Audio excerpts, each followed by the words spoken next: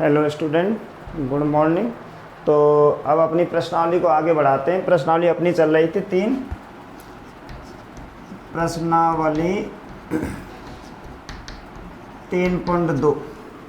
तो प्रश्नावली 3.2 में हमने कम से कम शायद 3 सवाल बता दिए थे। तो अब क्वेश्चन नंबर 4 को लेकर चलते हैं। तो क्वेश्चन नंबर 4 में कह रहा है, कुछ 2 3 4 सवाल दे रखे क्वेश्चन नंबर 4 में। तो ये कह रहा है कि निम्न रैखिक समीकरणों के युग्मों में से कौन सा युग्म संगत है या कौन सा असंगत। यदि संगत है तो उसको ग्राफीय विधि से क्या करना है, हमें हल करना है। तो इसमें पहला क्वेश्चन है कि x प्लस वाई बराबर कितना दे रखा है, 5। x प्लस वाई बराबर कितना दे रखा है, 5। और दूसरा दे रखा है इसमें 2x plus 2y is equal to 10। ये अपने पास में समीकरण दे रखे दोनों। अब इन दोनों समीकरणों से हमें ये बताना है सबसे पहले ये संगत है या असंगत, और यदि संगत है तो उसको ग्राफीय विधि से क्या करना है, हमें हल करना है। तो यहाँ पे देख लेते हैं सबसे पहले a1 बटे a2, यानी इसमें मान यहाँ पे 1 है तो 1 अपॉन इसमें कितना है यहाँ पे 2, तो 1 बटे 2 आ गया, कॉमा यहाँ पे v1 बटे v2, तो इसमें यहाँ पे कितना है 1 बटे इसमें यहाँ पे कितना है 2, तो इसका मान भी 1 बटे 2 आ गया। और यहाँ पे c1 बटे c2 बराबर दे रखा है। ये अचर पद जो होते हैं ये c1 और c2 के मान होते हैं।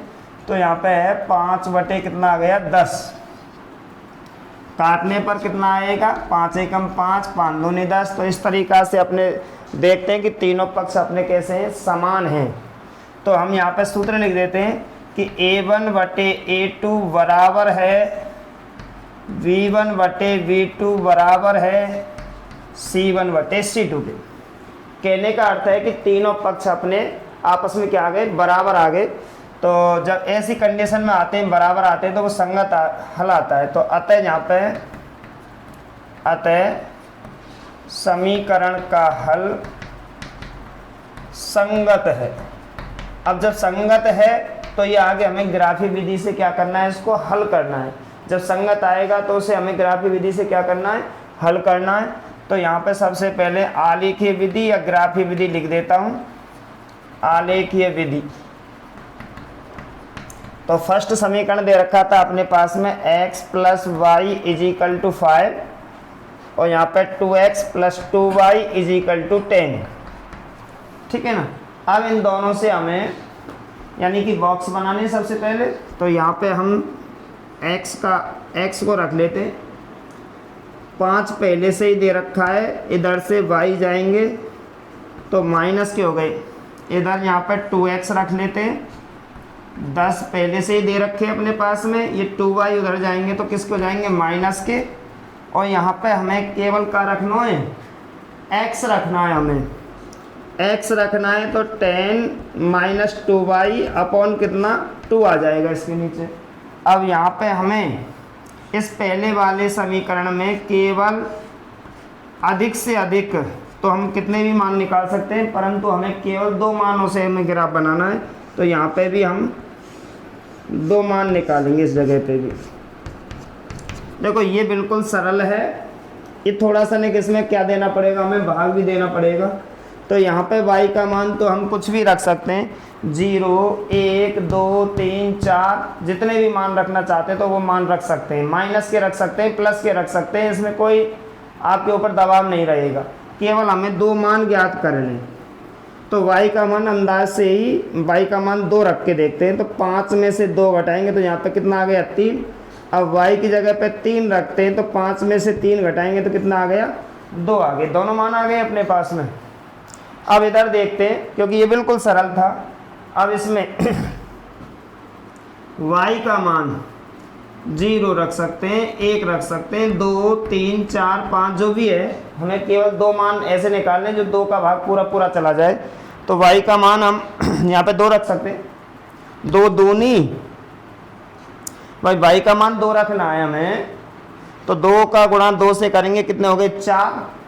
10 में से 4 घटाएंगे 6 और 6 में 2 का भाग जा रहा है। तो y का मान हम कितना रख देते हैं, 2। 2 दूनी 4, 10 में से 4 घटाओ 6, 6 में 2 का भाग दे दो, कितना आ गया? 3 आ गया। अब y का मान 3 रख के देखते तो 3 दूनी 6, y का मान कितना रख के 3 रखते हैं, 3 दूनी 6, 10 में से 6 गए जब 4, 4 में 2 का भाग पूरा जा रहा है, तो y का मान भी हम कुछ भी रख सकते हैं, 3 रख सकते हैं, 4 रख सकते हैं। चलो 4 रख के देख लेते हैं, 4 दूनी 8, y का मान कितना रखा है? 4, 4 दूनी 8, 10 में से 8 गए जब 2, 2 में 2 का भाग देंगे तो y का मान कितना, x का मान कितना आ गया? 1 आ गया। तो इस तरीक़ा से हमने मान आपको निकाल दिए। अब इन मानों की सहायता से, जो हमने दोनों मान निकाले, इन मानों की सहायता से अब हमें इसका क्या बनाना है? ग्राफ बनाना है। तो ग्राफ के लिए देखो प्लस प्लस के मान हैं, तो मैं बार बार बता रहा हूँ, इस तरीक़ा से हम ग्राफ बनाएंगे जिसमें हमें माइनस का मान छोटा रखना है, प्लस का मान क्या रखना है? बड़ा रखना है। तो ये x हो गया, ये x डैश, ये y है, और ये यहाँ पे क्या है? y dash. यहाँ पे जो खाना आएगा उसके सामने यहाँ पे 1 लिखना है, 2 लिखना है, 3, 4, 5, 6, 7, यहाँ पे -1, -2, -1, -2, यहाँ पे जो आएगा यहाँ पे 1, 2, 3, 4, 5, 6, ये हमने मान जमा दिए। इसमें x का मान 3 चलना है और 3 के ऊपर कितना चलना है? ऊंचाई कितनी चलनी है उसकी? 2। तो x का मान कितना चलना है? 1, 2, 3, और ऊंचाई कितनी चलेगी उस पर? 2 चलेगी। तो इसके ऊपर और 2 के सीध में यहाँ पे ये बिंदु अंकित कर दिया हमने, ठीक है ना। अब x का मान 2 चलना है और 2 पे ऊंचाई कितनी चलनी है उसकी? 3 चलनी है। तो इसी तरीक़ा से यहाँ पे बिंदु अंकित कर देंगे। 2 बिंदु अंकित हो गए। इन दोनों बिंदुओं को इस तरीक़ा से हम मिला देते हैं। ये हमने दोनों बिंदु मिला दिए।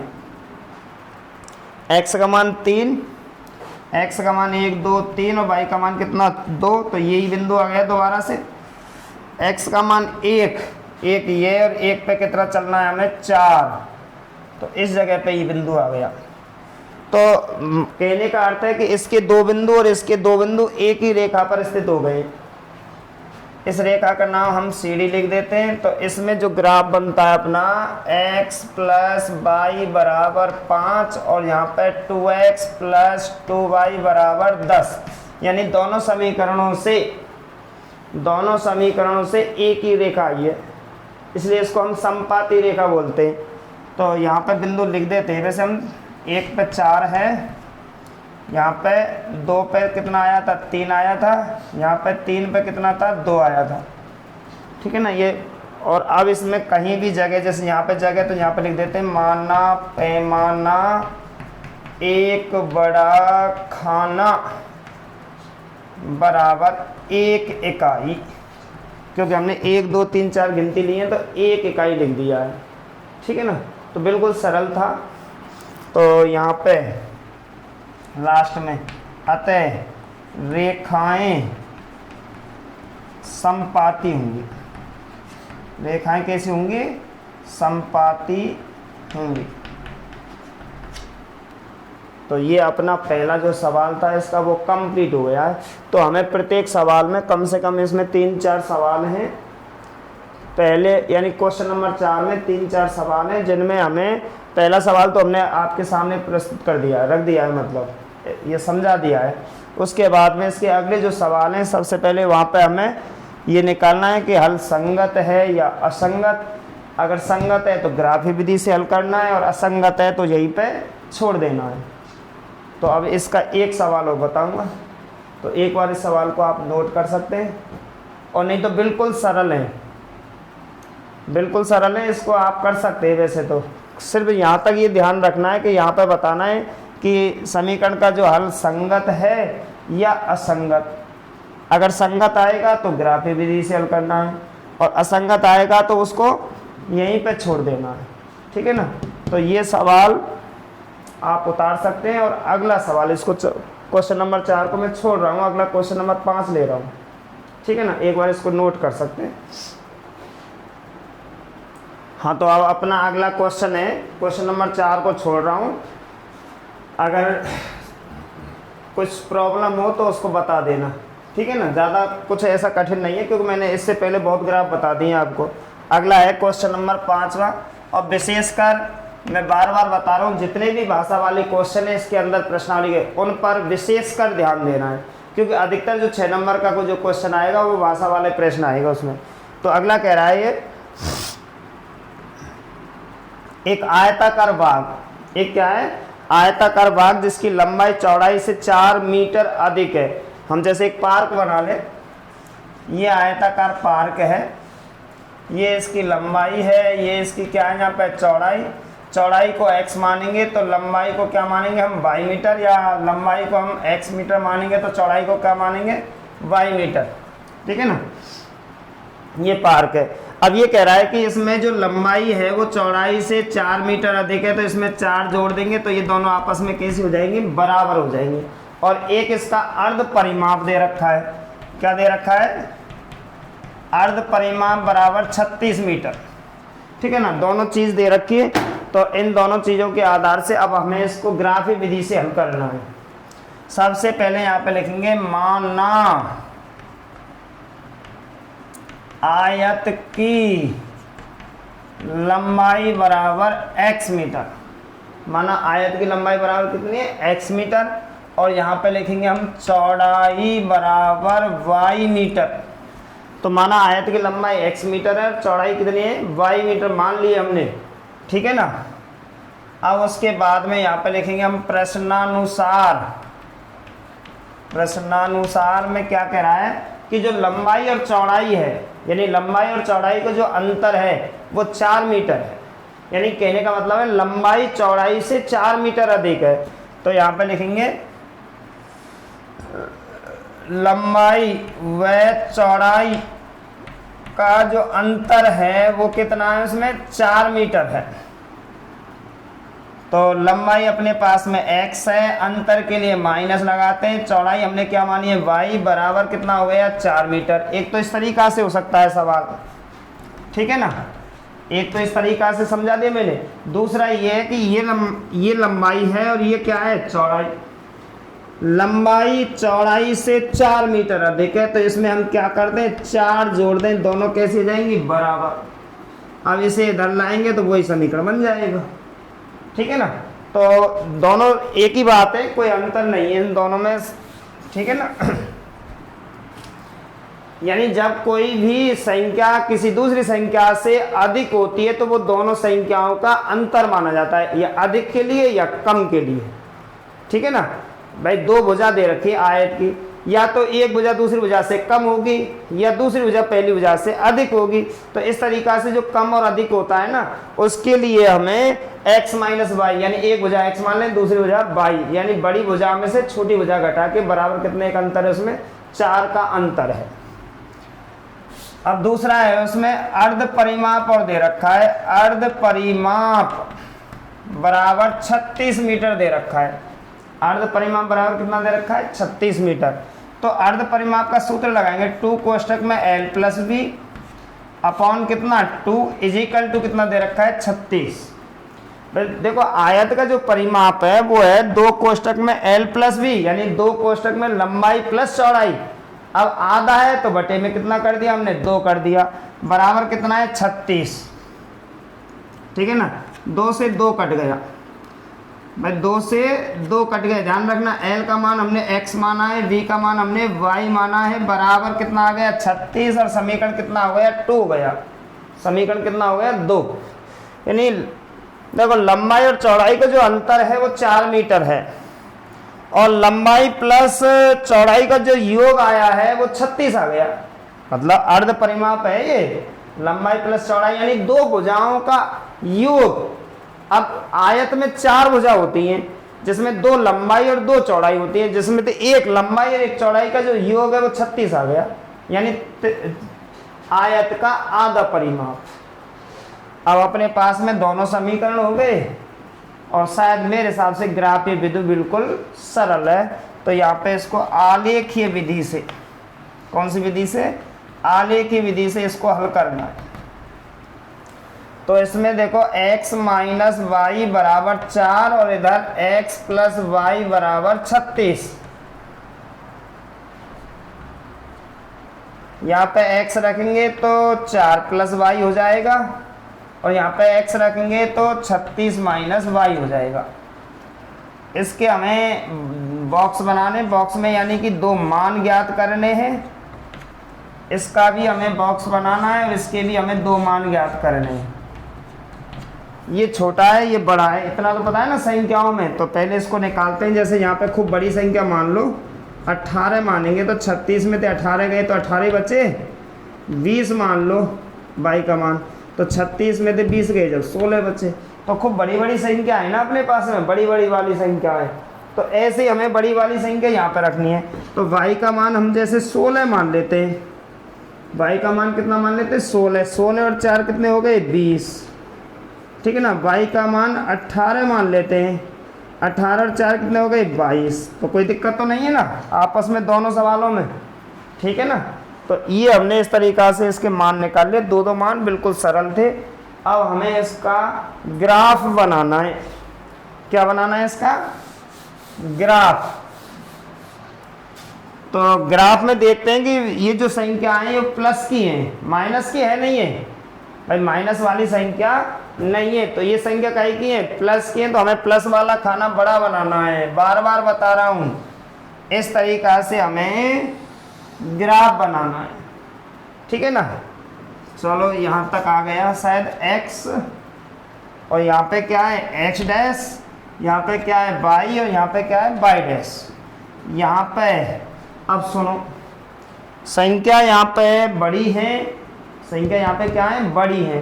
पहले हम तो हर खाने में 1 2 3 4 5 लिख रहे थे, क्योंकि अब इसमें 1 2 3 4 5 लिखेंगे तो 22 खाने, 16 खाने, 20 खाने का लगभग ग्राफ चाहिए। तो ज़्यादा बड़ी संख्या हो जाएंगे, मतलब ज़्यादा इतना बड़ा ग्राफ नहीं आता है।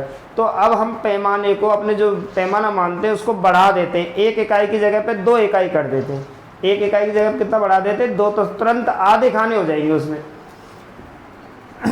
तो यहाँ पे 2 4 6 8 10 12 14 16 18 20 और यहाँ पे कितने हो गए? 22। इतना ही बहुत है, और ज़रूरत के अनुसार और बढ़ा सकते हैं। तो इधर यहाँ पे 2 4 6 8 10 12 14 16 और 18 और 20, ठीक है ना। ज़रूरत के अनुसार और बढ़ा देंगे इनको। यहाँ पे कितना आएगा? -2 -4 -2 -4। अब इस पे अंकित करते हैं। x का मान 20, तो x का मान 20 और 20 पे कितना चलना है? हमें 16 चलना है, बिल्कुल सीध में, इस तरीक़ा से बिल्कुल सीध में चलना है। और यहाँ इसके सीध में आना है यूँ, तो लगभग ये पॉइंट रहेगा अपना, ठीक है ना। ये पॉइंट जो है वो लगभग अपना 20 पे 16 ऊंचाई, लंबाई कितनी है उसकी? 20 और ऊंचाई कितनी है उसकी? 16। आगे देखते हैं। x का मान 22, 22 पे कितना है? 18, तो 22 पे 18 चलेंगे हम, तो लगभग यहाँ पे लिख देंगे। इन दोनों से ये अपनी रेखा बन जाएगी। इसका नाम हमें क्या रख देना है? ए बी रख देना है इस रेखा का नाम, ठीक है ना। ए बी रख देना है इस रेखा का नाम। आगे x का मान 18, 18 पे 18, 18 पे हमें 18 चलना है, लगभग यहाँ पे आ जाएगा इस जगह पे, ठीक है। और उसके बाद में x पे कितना चलना है? 16, और 16 पे कितना चलना है हमें? 20, लगभग इस जगह पे आ जाएगा। तो इन दोनों को मिलाते हुए और ये रेखा खींचनी है, और इस पे हमें क्या लिख देना है? CD। तो अपना जो शायद ये बिंदु है, ये दोनों का आंसर है। ये जो बिंदु है ना, ये दोनों का आंसर है। तो यहाँ पे P कोष्टक में पहले x का मान 20 और y का मान कितना है? 16। ये दोनों का प्रतिच्छेद बिंदु है। दोनों का क्या है? प्रतिच्छेद बिंदु है। तो अब इसमें देखते हैं कि ये तो है अपने पास में कौन से समीकरण x माइनस वाई बराबर 4 का, और ये देखते हैं ये अपने पास में x प्लस वाई बराबर कितने का है उसमें 36 का। यहाँ पर जो भी संख्या है वो 18 पर 18 है, यहाँ पर कितनी संख्या है 16 पर 20 है, ठीक है ना। और यहाँ पे भी लिख देते हैं ये है 20 पे कितना है 18 है। तो इस तरीक़ा से हमने ये संख्या अंकित कर दी। अब पैमाना हमारा कहीं भी मान सकते हैं, माना पैमाना एक बड़ा खाना बराबर 2 इकाई। अब की बात, एक खाने में कितने इकाई लिए 2 इकाई लिए। अब उत्तर अपना आ चुका है। अगर हम लिखना चाहते हैं तो यहाँ पर लिख सकते हैं अतः आयत की लंबाई, यानी प्रतिच्छेद करने वाला जो बिंदु है वो 20 है, x का मान 20 है और y का मान कितना है 16। तो अतः आयत की लंबाई बराबर कितनी हो गई 20 मीटर और चौड़ाई बराबर कितनी हो गई अपनी 16 मीटर। तो जहाँ आपस में ग्राफ प्रतिच्छेद करता है, जहाँ आपस में ग्राफ क्या करता है प्रतिच्छेद करता है, वो प्रतिच्छेद बिंदु ही आयत की लंबाई चौड़ाई, यानी इसके आधार से अगर हमने आयत की लंबाई चौड़ाई मानी है तो x का मान जो है वो आयत की लंबाई है और y का मान है वो आयत की चौड़ाई है, ठीक है ना। तो इस आधार से हाँ इतना बड़ा अपना पेपर में लगभग सवाल आएगा, इतना बड़ा लगभग पेपर में सवाल आएगा। वो 6 नंबर का होता है। कितने नंबर का होता है 6 नंबर का। तो एक बार इस सवाल को आप नोट कर सकते हैं। हाँ, तो अगला क्वेश्चन चलता है अपना क्वेश्चन नंबर 6। तो क्वेश्चन नंबर 6 के लिए सबसे पहले अगर कोई भी छात्र या छात्रा अगर इन सूत्रों का अध्ययन मतलब इन सूत्रों के बारे में अगर जानता है तो ही सवाल को हल कर सकता है। तो a1 बटे a2 बराबर अगर b1 बटे v2 बराबर c1 बटे c2, अगर ये तीनों पक्ष बराबर हैं तो यहाँ पर रेखाएं संपाती होती हैं। रेखाएं कैसी होती हैं संपाती, और यहाँ पे संगत होता है, और यहाँ पे अनंत हल बनते हैं, अनंत हल, ठीक है ना। ध्यान रखना इस बात को। और यदि a1 बटे a2 not equal to v1 बटे v2 आ जाए तो यहाँ पर रेखाएं प्रतिच्छेद, रेखाएं कैसी होती हैं प्रतिच्छेद, और ये भी क्या होता है अपना संगत, और यहाँ पे अद्वितीय हल होता है। क्या होता है अद्वितीय हल, ठीक है ना। अद्वितीय तो मैंने पहले बता दिया, अद्वितीय जिसके समान कोई दूसरा ना हो, यानी संसार में ऐसा कोई हल नहीं है अगर किसी सवाल का एक हल है तो उसके समान कोई दूसरा हल ज्ञात नहीं किया जा सकता। अब आता है अगला a1 बटे a2 बराबर v1 बटे v2 और नॉट इक्वल टू आता है c1 बटे c2। तो यहाँ पर रेखा कैसी जाती है समांतर, और ये होता है अपना असंगत, और यहाँ पे कोई हल नहीं, कोई हल नहीं, ठीक है ना। अगर जो इन सूत्रों को जानता है तो क्वेश्चन नंबर 6 को बिल्कुल आसानी से कर सकता है, कोई भी छात्र हो अगर इन सूत्रों को जानता है। तो सबसे पहले क्वेश्चन नंबर 6 में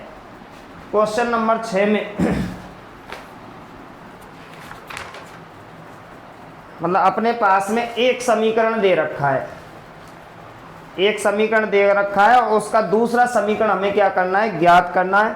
तो अपने पास में समीकरण दे रखा है एक 2x प्लस 3y माइनस के 8 इजिकल टू 0, ठीक है ना।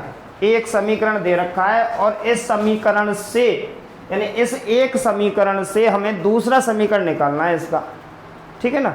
एक समीकरण दे रखा है अपने पास में, इसका हमें दूसरा समीकरण ज्ञात करना है, पर इन तीनों स्थितियों से ज्ञात करना है, तीनों स्थितियों से क्या करना है ज्ञात करना है। तो अब सुनो, जैसे हम नंबर 1 ले लेते हैं, हम कहते संपाती से, समपाती रेखा से, समपाती रेखाएं।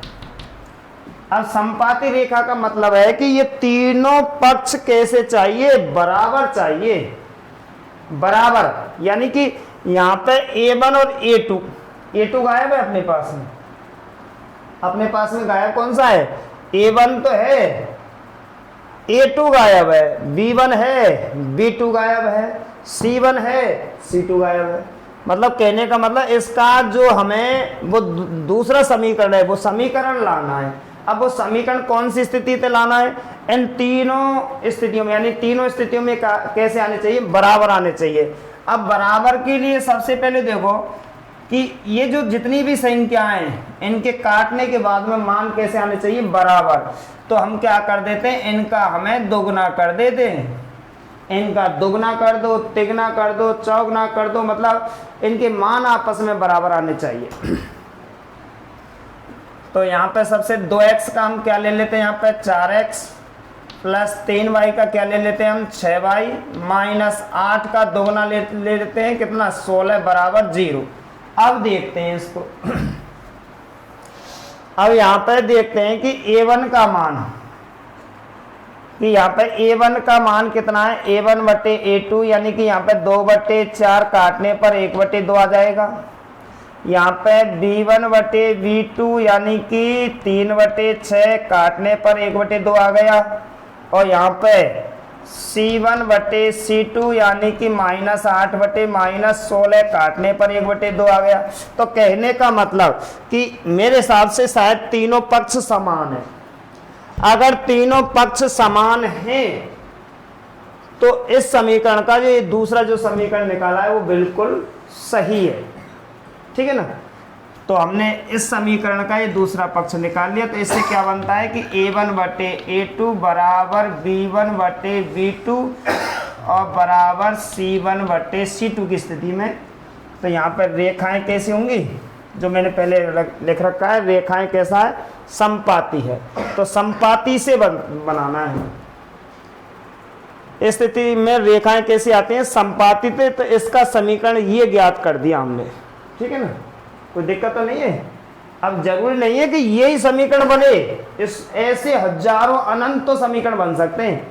मैंने कहा है कि जो ये समीकरण दे रखा है, इस समीकरण में इसका हमें यहाँ पे दोगुना, तिगुना, चौगुना, 5 गुना, कितना भी 1.5 गुना, जितना भी हमें कुछ करना है, इनके विपरीत यानी इनकी डबल, ट्रिपल, यानी जो भी संख्याएं हमें दोगुनी करके लिखनी। तो ये अपना समीकरण इसका आ गया। अब नंबर 2 इसी तरीका से, नंबर 2 में क्या है, रेखाएं प्रतिच्छेद। रेखाएं कैसे कर रही हैं, प्रतिच्छेद कर रही हैं। हमें इससे लाना है। तो इसका समीकरण बनता है A1 बटे A2 not equal to B1 बटे B2, ठीक है ना, इससे लाना है। तो देखो A1 बटे A2 यहाँ कुछ भी हो सकता है, तो इसका भले हम इसी को ला सकते हैं, यहाँ पे कितना 4x ला सकते हैं, ठीक है ना। उसके बाद में यहाँ पे प्लस, अब यहाँ पे 2/4 है, 2/4 है भाई, 2 और यहाँ पे 4 हो गया। तो इसका मान हो गया 1/2। अब इसका मान 1/2 नहीं आना चाहिए, मतलब कहने का मतलब है यहाँ पे 3 है, तो यहाँ पे कितना नहीं आना चाहिए, 6 नहीं आना चाहिए। कितना नहीं आना चाहिए, 6। कि इस जगह पे देखो ये दोनों और ये दोनों, इसका मान 1/2 और इसका मान 1/2, तो इस जगह पे 6 नहीं हो सकता है। अगर हमने 6 रख दिया तो इस स्थिति में नहीं आएगा। तो इस जगह पे हमें 6 नहीं रखना है और कोई भी संख्या रख सकते हैं। अब 6 के बाद में कोई 6 ही अकेली संख्या थोड़ी है, 6 के बाद में हजारों अनंतों संख्याएं, तो इस जगह पे केवल हमें 6 नहीं लिखना है। तो 6 की जगह पे कुछ भी रख सकते हैं भाई, 6 की जगह पे यहाँ पे कुछ भी रख सकते हैं। तो चलो 5y कर दिया, माइनस के वाली 16 रख दो, बराबर कितना 0। तो हमारा कहने का मतलब है कि ये दोनों है ना, ये दोनों, इन दोनों के मान बराबर नहीं आने चाहिए, यानी A1 बटे A2 not equal to B1 बटे B2 नहीं आना चाहिए, ठीक है ना। तो यानी कि इस B2 का मान इस जगह पे 6 नहीं हो सकता। अगर हमने यहाँ पे 1/2 में लाएं, इनको हम 1/2 में लाएं तो इनको हम 1/2 में नहीं ला सकते।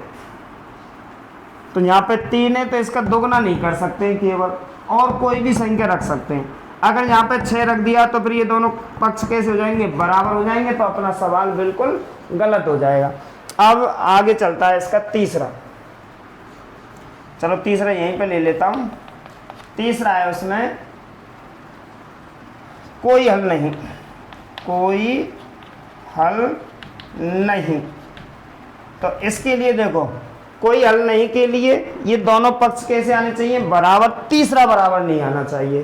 तो अब हम इसी को ले देते, यहाँ पे बने कितना है 2x है तो यहाँ पे कितना लिख देते हैं 4x, प्लस यहाँ पे 3y है तो यहाँ पे कितना लिख देते हैं 6y, माइनस इस जगह पे हमें केवल 16 नहीं लिखना है।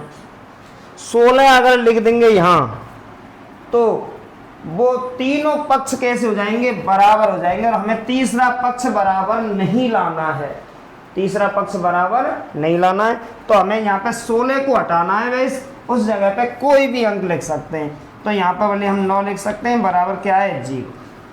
तो ये अपना एक बार सूत्र लिख देता हूँ इस जगह पे कि हमें A1/A2 बराबर B1/B2 और नॉट इक्वल टू C1/C2 में लाना है।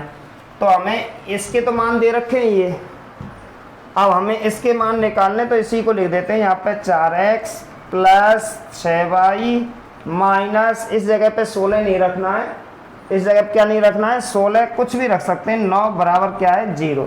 तो इस तरीक़ा से तीनों स्थितियों में अपना जो एक समीकरण था उसका जो भूला हुआ दूसरा समीकरण हमने ला के रख दिया है। ठीक है ना।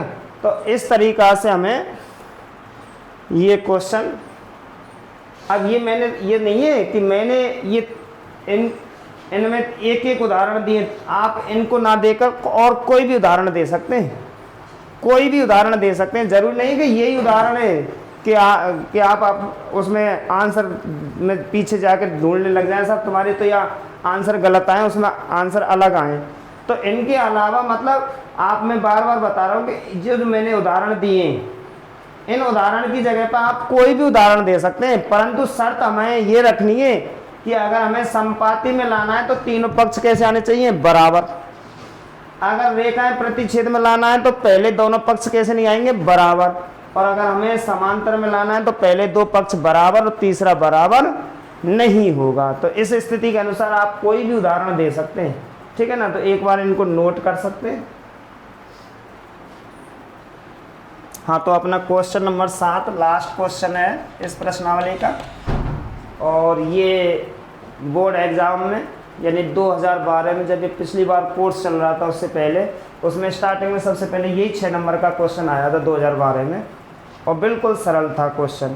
तो उस हिसाब से अब की बार भी मोस्ट है, अगर देखना चाहे तो मोस्ट ही सवाल है। तो इसमें समीकरण दे रखा है अपने पास में, एक बार सवाल को बोल देता हूँ। समीकरण दे रखे x माइनस वाई प्लस 1 बराबर 0 और 3x plus 2y minus 12 is equal to 0 का एक ग्राफ खींचना है डायरेक्ट, और x अक्ष और इन रेखाओं से बने त्रिभुज के जो शीर्षों के निर्देशांक हैं वो ज्ञात करने, और जो त्रिभुज बनेगा उसमें उस त्रिभुज को हमें छायांकित और करना है। तो अपने पास में मैं केवल समीकरण लिख लेता हूँ, x माइनस वाई प्लस 1 बराबर 0, और एक दे रखा है अपने पास में 3x प्लस 2y माइनस 12 बराबर 0। ठीक है ना। ये हमने दो समीकरण लिख दिए। अब इन दोनों समीकरणों से हमें ग्राफ बनाना है सबसे पहले। तो डायरेक्ट, अब इसमें संगत असंगत तो पूछ ही नहीं रहा है, तो हमें डायरेक्ट ग्राफ देना है। तो सबसे पहले हमें यहाँ पे क्या रखना है, x रखना है, ये 1 उधर जाएगा और y उधर जाएगा, भाई y भी उधर जाएगा और 1 भी उधर जाएगा, दोनों का हमें पक्षांतरण करना है। तो अगर हम y को इधर ले जाते तो प्लस का, 1 को इधर ले जाते तो माइनस का। तो बिल्कुल सरल, कोई अंतर नहीं, पक्षांतरण करना है केवल। इसमें थोड़ी सी मेहनत करनी है। पहले हमें क्या रखना है, यहाँ पे 3x रखना है, पहले क्या रखना है हमें 3x, और उसके बाद में हमें यहाँ पे 12 ले जाएंगे तो प्लस के, और 2y ले जाएंगे तो काय के माइनस के, और x बराबर 12 माइनस 2y अपॉन कितना 3। ये अपने पास में यहाँ तक दोनों समीकरणों को हमें पक्षांतरण करके और यहाँ तक निकाल लिया है। अब हमें बॉक्सों में इनके मान निकालने हैं। तो ये तो बिल्कुल सादा है, इस समीकरण में तो कोई भी मेहनत नहीं है। कोई भी एक छोटे से बच्चे को अगर इस समीकरण को हल करने के लिए एक बार सिखा दूँ तो शायद वो भी सीख जाए कि जोड़ना घटाना है, सिर्फ मान रखना है, उस संग संग घटाना है उसमें से। तो जैसे यहाँ पे हम y का मान अगर हम 1 रख दें तो 1 में से 1 घटाना है, 0 बचेगा, सब जानते हैं। y का मान 2 रख दें तो 2 में से 1 घटेगा, 1 बचेगा। 3 रख दें तो 3 में से 1 घटेगा। 4 रख दें 4 में से 1 घटेगा। बिल्कुल सरल है। तो y का मान यहाँ पे खूब रख लेते हैं हम। y का मान हमने 3 रख लिया तो 3 में से 1 घटाएंगे तो 2 बचे। y का मान 4 रख ले, 4 में से 1 घटाएंगे तो 3 बचे। ठीक है ना, बिल्कुल सरल मान है। इधर थोड़ी सी मेहनत करनी है क्योंकि इसमें मान रख के और भाग और देना है हमें। मान रख के हमें क्या देना है, भाग। तो y का मान स्टार्टिंग में हम 0 ही रख देते हैं। y का मान क्या रख देते हैं, 0। अब 0 का किसी भी संख्या से गुणा करते हैं तो 0 आ गया। अब 0 आ गया, ये सिर्फ 3 का भाग 12 में दे दो, सीधा कितना आ गया, 4। अब y का मान यहाँ पे हम 3 रखेंगे। 3 दूनी, भाई 1 रखने से नहीं आएगा, 2 रखने से नहीं आएगा, मैंने डायरेक्ट 3 रखा है क्योंकि हमें यार 3 का भाग देना है इसमें। 3 दूनी 6, 12 में से 6 गए, जब 6 बचे और 6 में 3 का भाग देंगे तो कितना आ गया, 2 आ गया। तो इस तरीका से अपना ये दोनों बिंदु आ गए, दोनों यानी दोनों रेखाओं के 2-2 बिंदु आ गए बॉक्सों में। अब हमें इसका ग्राफ बनाना है। ठीक है ना, इसका क्या बनाना है, ग्राफ। और यहाँ पे मैं आंसर के लिए जगह छोड़ देता हूँ, ग्राफ इधर देख लेते। तो यहाँ पे हम ग्राफ बनाएंगे इस तरीका से। यहाँ पे x डैश,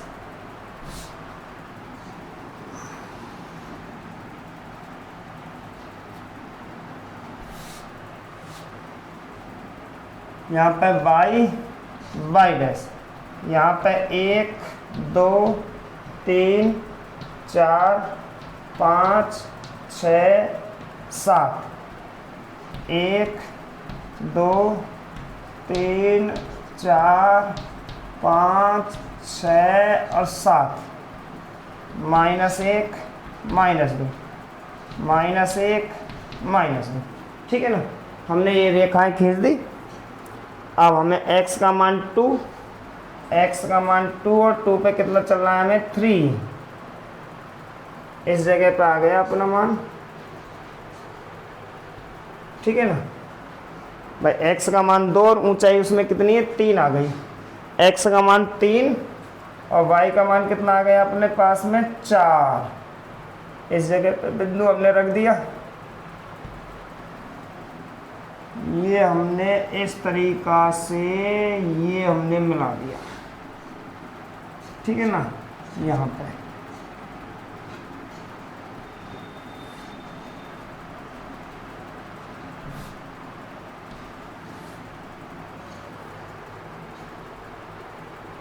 चलो जो भी है। ठीक है ना, यहाँ पे हमने क्या रख दिया, ए बी मान लिया। ठीक है ना, ये रेखा खींच दी सीधी। अब हमें x का मान 4 पे 0 चलना है तो 0 ये हो गया यहाँ पे, और x का मान 2 और 2 पे कितना हो गया, 3 ये हो गया दोबारा से। तो अब हमें ये मिलाने, यहाँ पे हमने क्या रख दिया, CD। ये अपना प्रतिच्छेद बिंदु है जो आंसर कहलाता है, ये P बिंदु, और इसमें है अपना 2, कितना 3, 2,3 है इसमें। ठीक है ना, यहाँ पे हम जानते ही है 3, कितना आया था 4, और एक बिंदु यहाँ पे आया था वो है, वो दिख ही रहा है 4, कितना 0। तो इतना अपना ग्राफ बन गया। अब ग्राफ बनने के बाद में अब यहाँ पे पैमाना लिख देते हैं, जहाँ अगर आवश्यकता अनुसार माना पैमाना एक बड़ा खाना बराबर 1 इकाई लिया है, हर खाने में 1 अंक लिया है। अब यहाँ पे इसका आंसर लिखेंगे कि दोनों रेखाएं, चूँकि रेखाएं, एक रेखा हमने ए बी मानी व एक रेखा हमने सी डी मानी, रेखाएं ए बी व सी डी का प्रतिच्छेद बिंदु P कोष्ठक में 2,3 है, इसलिए x बराबर 2 और y बराबर कितना आ गया 3। ये अपने आंसर हो गए। अब क्या कह रहा है आंसर के बाद में, इसको आगे मैं पढ़ देता हूँ कि x अक्ष और इन रेखाओं से बने त्रिभुज, एक तो x अक्ष ये वाला और इन दोनों रेखाओं से बने त्रिभुज को हमें क्या करना है, छायांकित करना है। इस तरीक़ा से छायांकित करना है।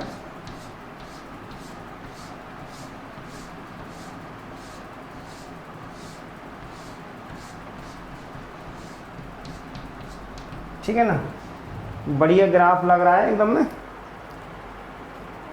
शीर्षों के निर्देशांक ज्ञात कीजिए, त्रिभुजाकार पटल को छायांकित कीजिए। अभी हमें इस जैसे ये हमने P मान लिया है, यहाँ पे हम Q मान लेते हैं और यहाँ पे हम क्या मान लेते हैं R। तो त्रिभुज कौन सा बन गया अपना PQR। तो यहाँ लिखेंगे त्रिभुज PQR के शीर्षों के निर्देशांक P कोष्ठक में 2,3, Q कोष्ठक में शायद यहाँ पे इधर -1,0 है, -1,0 और R कोष्ठक में तो हमें मालूम है 4 पे 0 है, तो 4,0 है। ठीक है ना, तो हमने ग्राफ बना दिया, उसके आंसर दे दिए और ये अपना 6 नंबर का सवाल कंप्लीट हो गया। तो आज अपनी प्रश्नावली 3.2 समाप्ति की ओर यानी समाप्त हो गई है। तो अगर आप मेहनत और लगन के आधार पर अगर आप घर पे इस तरीक़ा से इनको एक एक पॉइंट के आधार से अगर समझेंगे, तो मैं शायद इतना महसूस करता हूँ कि जैसे क्लास में पढ़ाई होती है उससे बढ़िया पढ़ाई होती है। ठीक है ना, क्लास में कई तरह का माहौल रहता है, आवाज़ का रहता है, किसी मतलब गर्मी का एहसास होता है, या कई चीज़ ऐसी होती है जिससे लगभग पढ़ाई नहीं बन पाती है। पर अगर इस तरीक़ा से जिसमें मैं तुमको बता रहा हूँ, अगर इसको एक लाइन टू लाइन के आधार से अगर आप पढ़ेंगे तो शायद मुझे विश्वास है कि आप ज़ोरदार तरीके से बढ़िया तरीक़ा से आपको समझ में आ सकती है। ठीक है ना, तो मेरा तो यही अनुरोध है कि बिल्कुल बढ़िया तरीक़ा से घर पर टाइम निकाल कर और इनका अध्ययन करें, जिससे आने वाले समय में आपकी जो कमज़ोरी है, जो कोरोना से 2 साल से कमज़ोरी चल रही है, उसका शायद निवारण हो सकता है। ठीक है ना, तो आज आप इतना ही